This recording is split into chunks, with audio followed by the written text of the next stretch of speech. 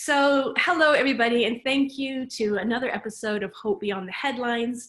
This episode is a really special episode focused on women's leadership and power, looking at what research helps us understand. And for that purpose, I have with me today Audry Shematsi, who is our country director in the Congo, and also Eva Noble, who leads our research team here in DC. Thank you both for joining us. You're welcome. Thank you so much, Laurie. It's great to be here. So I am going to start right off by asking Audry, for our listeners, can you give us a bit of context? What is life like for women in South Kivu, where you are living? And what are you and Women for Women doing about issues of women's power and leadership in that context? I think, let me just say at the global level, country level, so inequality and obstacles to women's empowerment still exist in the DRC. Women in general, they face double challenge. They have the right that is guaranteed in the Constitution, but at the same time, they have to deal with, traditional and, kind of ancestral patriarchy practices that reduce them to their reproductive role. So although the country have done quite good job to put protections, legal protection in our constitution, but there's still a lot to do. Like for instance, in our community in South Kivu, when it comes to access to services, it's generally low for women. When, for instance, their resources are scarce in the families, they prefer to get the boys to school. Women have to even sometimes request husband authorization to go for health, to get treated. And when you look at now the violence, it's just persisting sexual violence in the DRC. And when it comes to domestic violence, we cannot tell. Those are the issues that are not reported because people normalize them. So this is a little bit the situation of women in South Kivu, in DRC, where I'm working. And what we're trying to do, I think, as an organization that promote women economic empowerment, I think we want to serve as a model by having leaders like me on power, so that they can inspire women who are thinking that this is a main position. So we're having men, aside of me, we're having program managers who are females. They also spread this message to girls, to women outside, to say we can lead, we can take this kind of role, we can also do it as men. So as an organization, we're also trying to preach in terms of what is a really exact model to help women be empowered economically by using some of the processes like the ERCT result, where we track really our progress and say to ourselves, oh, this is not working, and how can we adapt it? So I think this is some of the things that as an organization, we're playing quite good. My power is gone, sorry. I'm just laughing. It's okay. It gives us a great window into what life is like for you. And actually, you look fantastic with the lights off. So we can still see you. Okay, so should I just continue? Yes, please. Go ahead, Audry. Well, as an organization that is working on women economic empowerment, we want really to serve as a model and tell people how can we really empower women. It's a process, it's an accompaniment process that we need to make sure that we're trying to change the self. We're trying to increase the confidence. We're trying to put women together so they can share strength, they can share confidence. We're trying to tell them that they can do and go beyond and be change agent in the community. So I think this is some of the model that as an organization we are working hard to spread along all over the province, but also outside the South Kivu province. We hopefully to go beyond the South Kivu province. Oh, that's fantastic, Audry. I mean, Audry and I worked together in a previous organization where we also worked a lot with women's power, and there we used to talk about power within. What is our confidence as women? Power with others. What is our collective power? Power to do things. That's earnings and savings and health and well-being. And also that power over that you were talking about, the law and the legal. But you've talked about, it's clear that that's just not enough. So thank you for that introduction. Now, Eva, I want to turn to you. You have just completed a phenomenal accomplishment, which is this random control trial of our work in the DRC. And can you please tell us about this study? What is an RCT and what were we hoping to understand? Yeah, absolutely. And I also just want to sort of, in talking about power, I think the amazing thing with Audrey is this showcase of personal power, even when the actual electrical power is gone. Yes. So, it's pretty cool. So as you know, starting back actually in 2016, Women for Women International committed that we were going to conduct this rigorous impact evaluation of our signature program in the DRC. And the program is a big investment in women by the organization and by women. It's 2 to 6 hours a week for a full year. So we want to know if it works well, and we want to improve women's lives accordingly. So in our program and in the day-to-day monthly of our work, we routinely talk to women and we collect monitoring and evaluation data and we learn what's going on through the program. But through this project, we want to use a more rigorous method and we want to know if our assumptions are right about how the program empowers women and how it improves their lives. And also, as Audrey mentioned, we want to highlight areas where we might want to modify approaches and yield more positive outcomes for women. We partnered with 2 fantastic development economists, Dr. Rachel Heath at the University of Washington and Dr. Manuela Angelucci at the University of Texas at Austin, to conduct this randomized control trial, which is considered the gold standard of program evaluation methodology. So you asked me, what is an RCT, the randomized control trial? An RCT is a type of evaluation that's considered this gold standard, and it has this high rigor for 2 specific reasons. First, there's a control group. So the control group is a group of participants who would be eligible for an intervention, but they don't participate for the duration of the study. Then you have the randomization side of it. So the randomization is that people don't get to self-select into the groups. Everyone is deemed eligible, and then there is an automatic randomization process, usually through a computer program or a lottery system, to assign who ends up in the program arm, the treatment arm, or the control arm. These 2 pieces, that control group and the randomization into those 2 arms, is what creates the study rigor. And in fact, this methodology is actually borrowed from medicine. An RCT is the same design as a clinical trial. It's a process of testing whether a new medicine or a treatment would be effective before it comes to market. So in this particular study, in our RCT, we collected data from 2,000 women, 1,000 who are going to be in the Women for Women program and 1,000 who are not, who are in that control arm. We talked to them 3 times before any programming, right at the end of any programming, 1 year in, and 1 year later, totaling 24 months. So therefore, we get to look at this data from women who are in the program and compare it to data from women from the same communities with similar attributes who are not in the program, and we see the difference over their lives. This design is what allows us to conclude that differences between those 2 groups are due to the program. The Women for Women program has led to those changes.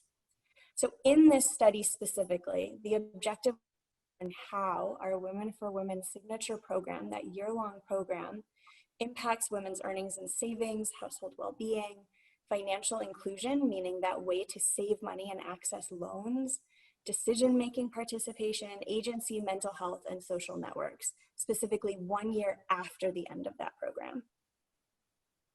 That's fantastic. And I think people listening, because we are in this era of COVID and have been hearing so much about clinical trials, will have an appreciation for both how important it is to really test, but also something to recognize is that, it's not a laboratory situation. This is life, and there are all kinds of complexities and all kinds of intervention, things that happen that you can't control. And of course, it's important to say that those who are in the control group who don't have the program do join, in our case, the program later, so that everybody who is giving this time does have an opportunity to benefit and gain. So Eva, that said, can you say a little bit more about why is research so important and what is its role in advancing women's power? Yeah, absolutely. So going back to sort of an elementary school definition of research, it's the systematic process of learning new information.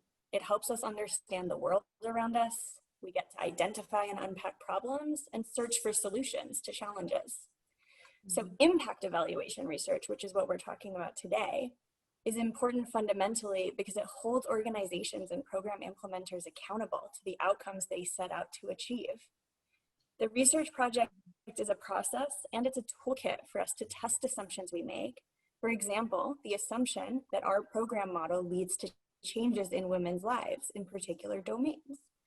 So in asking questions like, does this intervention deliver what it promises? Or how does this intervention impact the women, the participants and their households? We get to learn and uncover whether a program is leading to those predicted outcomes and where we might want some adaptation to better serve that population. Additionally, research is cumulative. So meaning you build on top of an existing evidence base, and that contribution doesn't just affect you or me or Women for Women, but it provides lessons for other people, other organizations, academics, governments, policymakers. As more interventions and strategies are evaluated and conclusions are systematically compared, best practices and program models to address certain challenges, for example, gender inequality or poverty, can start to emerge. Armed with these lessons, these implementing organizations and governments can then implement proven strategies to support the populations they serve, knowing their investments will yield the outcomes they desire. So that's the big picture of why we do research. In the context of women's power, research plays this critical role. It helps us understand challenges women face, the drivers of the inequalities, barriers to women's realization of true gender equality at household, community, national, and global levels. And knowing those barriers, it sets the roadmap for what needs to be done to overcome them. Through research, we've learned that poverty impacts men and women differently. And we learned that root causes for poverty actually can differ by gender. For example, many countries, women may lack access to formal identity documents, they might be barred from inheritance or starting a business, and they might lack access to financial tools that could help lift families out of poverty. Or as Audrey mentioned, they might require husband's permission to start a business or something like that. We've learned through a lot of research that poverty alleviation efforts globally must program directly for the lived realities of women, or they risk actually leaving the women behind. So the last piece of why research is so important is that it's also this mechanism for testing solutions, and we see what interventions, activities, or policies do in fact advance women's power. So through research, the profound positive impacts of girls' education have been shown and really influence policy now. So large studies, for example, have shown that every year of secondary school education for a girl is correlated with an 18% increase in their future earning power. And better educated women, proven through more research, tend to be healthier, participate more in the labor market, earn more, marry later, have fewer children, and provide better healthcare and education. So through research, you get to understand what are the barriers and you get to test the solutions, which is why it's so critical. Thank you. I mean, I do think it's important to say that the feedback loops, women who are in the program and our staff who are working with the program know much of what this research finds out. So people in their lived experience know, for example, that women and men experience poverty differently. It's very obvious to them. However, what's really important about this ability to do this kind of research is some of the things you said, Eva. First, they do challenge our assumptions. Like, everybody absolutely loves microfinance or the men's engagement programs, but some of the studies have raised questions about, does microfinance actually help ultra poor women in the ways we thought? Or, does men's engagement shift power over the longer term? So those questions that we can then look at that accompany what we've already learned from women and staff, that's a fantastic part. And the other part that you pointed out, Eva, that I just want to stress is the comparability. So there are a lot of models out there, growing numbers of models who take an integrated approach to women's economic empowerment, social empowerment.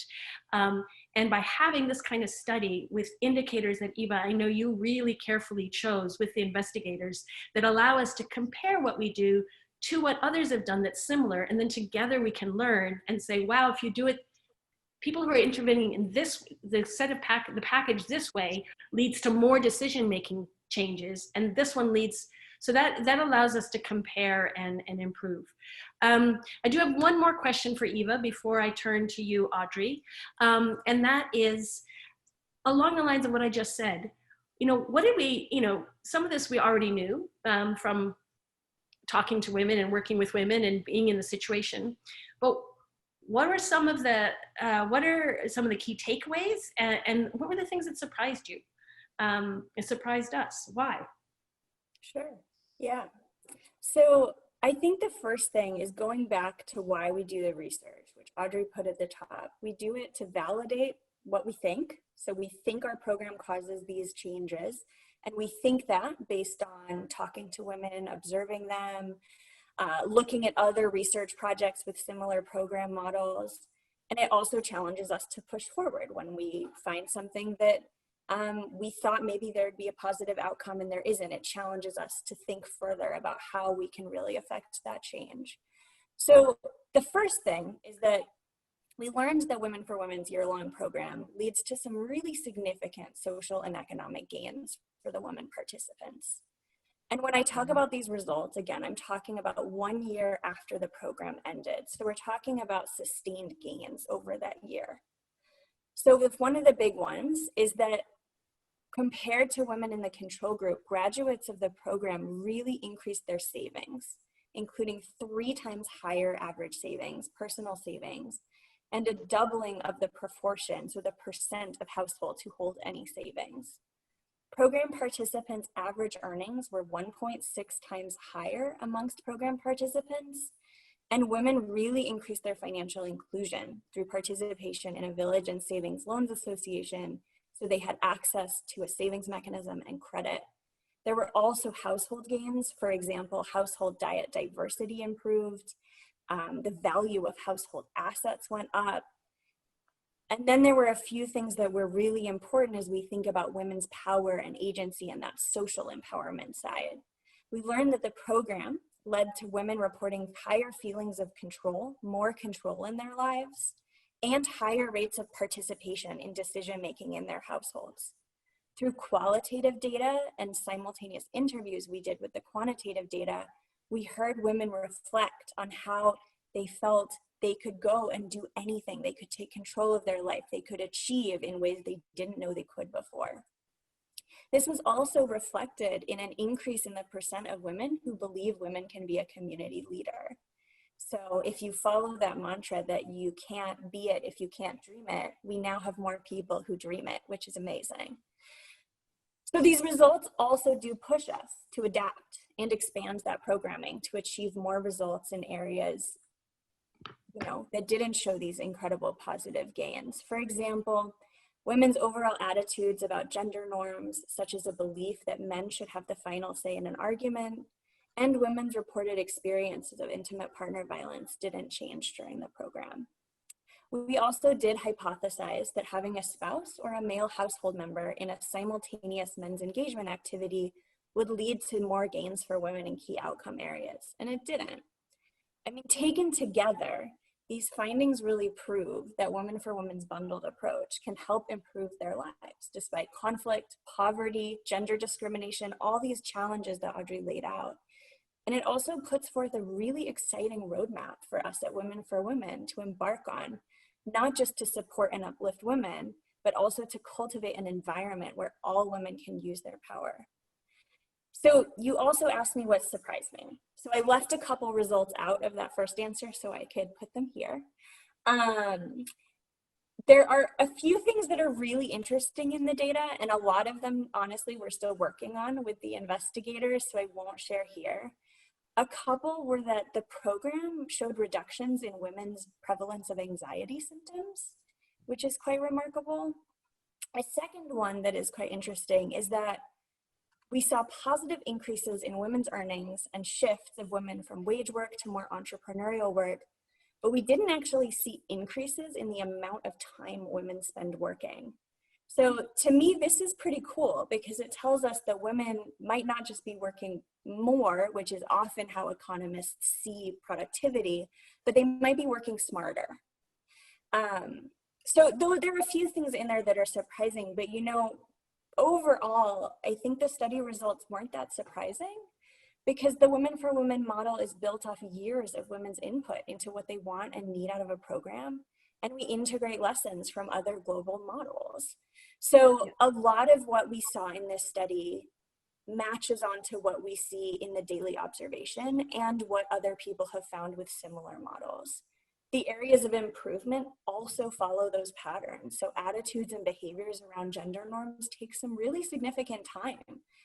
Sometimes 3 to 5 years of targeted efforts with some program designs, often generations to really change. So the last thing I just will share is that I have this little quote actually that I keep on my desk. I saw it first from Umberto Eco, who is a philosopher, but I am sure other people have said it. So it says, for every complex problem, there is a simple solution, but it is usually wrong. Gender inequality, decades of conflict, poverty, these are really complex problems and they're intertwined complex problems. Therefore, it makes sense to me that solutions have to be multifaceted and comprehensive and intentional in their goals as our program is. That's a great challenge, Eva. I have been known to quote, on the other side of complexity is simplicity. So you could just, you could get me to print that out and put it on my desk so that we don't oversimplify these complex issues. So that was fantastic. And it points to something I was saying, something that is common sense, right? I mean, reduced anxiety and less time makes sense given that we've brought women together in these powerful experiences, and any of us who've had the chance to be part of one of these circles of 25 women, that makes sense. And we know that the program talks a lot about helping women plan their time and their days so that in fact they can have the time for the learning. So, but it's great in this time when mental health is particularly on all of our minds, given what we are all going through, to hear those results as well. But I want to turn to you, Audrey, because I want to hear from you. You know, we've been talking about research and the importance of research and having these rigorous trials, some of which tells us what we already know and some of which leads us to new things. How did these findings compare to what you know from, you know, doing this work every single day and talking to women all the time and talking to your staff all the time? So what did any of it surprise you? And going fairly quickly from that, did anything from this research lead you and your team and the women you serve to think about changing how we work in Congo?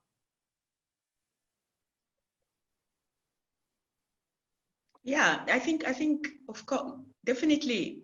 I'll say that this research came at the right time. And this is the time where we're trying to define how we're going to work for the next 3 years. And we have this result. It's amazing. When we were trying to design our strategy, you know, gathering reflection, the things was like, oh, men's engagement is doing great to women. But now the research say, yeah, but we have to relook at it. Is it really doing great to women? I don't want to sound negative, but research finding are sort of feedback to see how we can redefine the way we're doing, relooking the way we're doing, and maybe strengthen more our approaches. So I think this result has been really coming at a great time, and we have to move on to the 3 years by all the time reflecting on the findings and adapting ourselves, looking back and say, this is what the finding says. Are we really trying to align ourselves on the finding? Intimate partner violence, which is something that happens in a self-relationship space, and yet we are building women's self-space. We have to figure out how are we going to strengthen, build women confident so they can be able to stand against intimate partner violence. I mean, gender attitude, those are questions that we need to relook at and say, we have the module. Are we really going into deeper to make women understand what are those gender attitudes and how they actually caught as, perpetrating inequality, and how to face them, how to change them. So decision making comes to the same. So I think this research is coming at the right time. We otherwise we could have lied ourselves and define our strategy based on what we think and what we see in the community. When we get in a community and we see the male couple sitting and we think everything is going well, but the self space and the private space, there's so many things that takes place into there that we don't know, but the research tells us, like, oh wow, you need to explore more that. So there's matter of, for instance, looking how we can really strengthen our GBV work.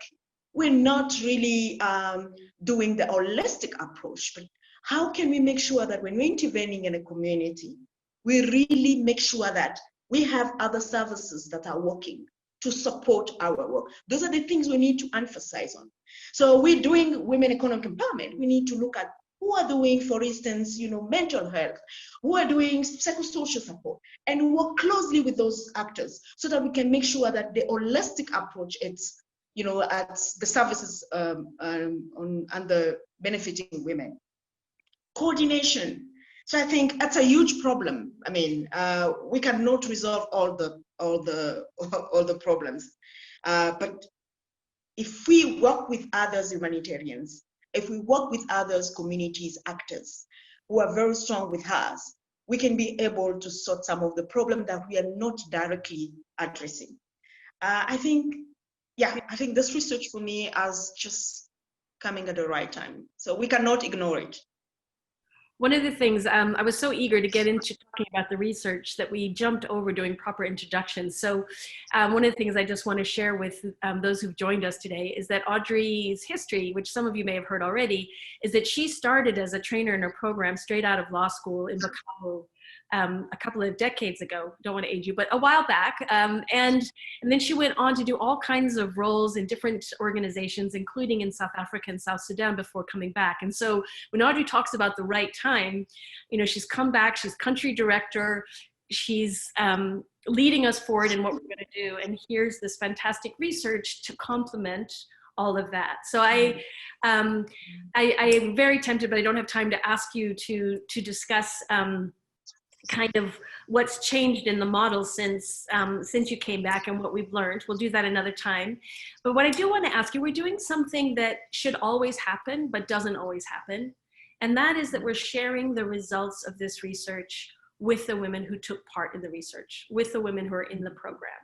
And so it's not on a desk somewhere in DC or on a server, it's out there in the communities. And I don't know the timing. Have we had any feedback yet? Do we know at all what those women who are in that men's engagement, who have their men in the program, when you say to them, yeah, but your research shows that things aren't changing, have we had any feedback from the women in the program or in the communities on what they think of these research results? We will have the findings from the discussion with women on Monday on our SMT meeting. So this whole week has been really, sharing the results in community level. So I think the last one will be tomorrow, the exercise. So we'll have that kind of reflecting on what women think about the results. So maybe next time I will share it with you. Yeah, but from now I don't have it yet. Well, that is a really good way to say, watch this space, because I'm sure everybody who's joined us wants to know, what did women in the communities and men who participated in this study think about the results as well.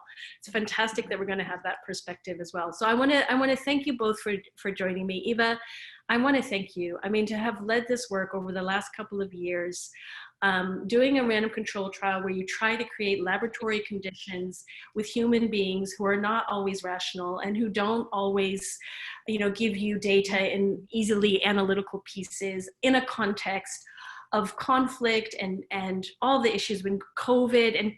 And then Audrey, to you and your team, I mean, you're the ones that really carried out this research on the ground with the research team, and it's just a phenomenal achievement.